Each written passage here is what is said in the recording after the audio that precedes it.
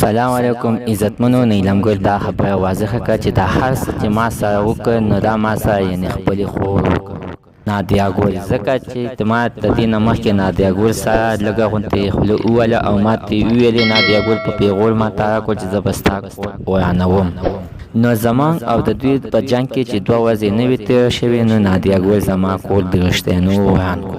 عزتمن د دې ویډیو نه مخکې زه ته دا یادګي کوم تاسو کو چې زموږ په دې چینل کې نوي وي حتما د زموږ کوم دا چینل ته سبسکرایب کړئ، خو کې وسه د ټلې نشان وهئ چې ښایي یو نوي معلوماتي ویډیو تاسو ته په اسانۍ باندې درورسي. ځکه د دې نه زما خو همدا یقین نه راتلو چې نادیه ګل به داسې کار کړي. او زما چې کله د مراد دویمې ښځې سره ملاقات وشولو او هغې بیا ما ته په خپله باندې ټوله کیسه وکړله.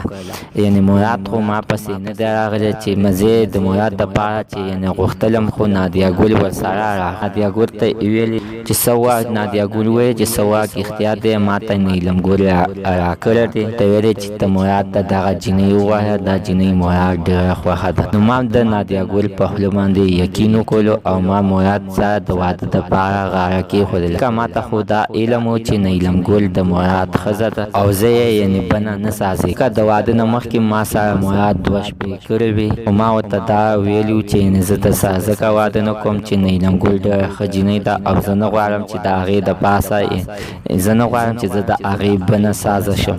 ما ته پته ده که زه د هغې بنه سازه شم نو هغه به بیا ما سره جنګ جګړه کوي او ما سره به یې خفګان سره شي. نو د دکې دپاره مراد بیا نادیه ګل اوچته کړله او نادیه ګل یې ورپسې بوتله او ویې ویلې ورته چې نیلم ګل نه خفه کېږي او د نیلم ګل په سلا باندې زه تا سره واده کوم. نو عزتمنو د دې خبرې معلومات نیلم ګل ته ولګېدلو. اوس نادیه ګل اوس خلکو ته په یادونه کوي چې دا ما ته طلاق هم د نادیه ګل په طرف نه میلاو شوی دی او د هغې د لاسه. عزتمنو نیلم ګل ویلي چې انې په خویندو باندې هېڅکله هم باور مه کوئ ځکه چې ما سره مې خپلې سکه خور دغه شانتې کار وکړو.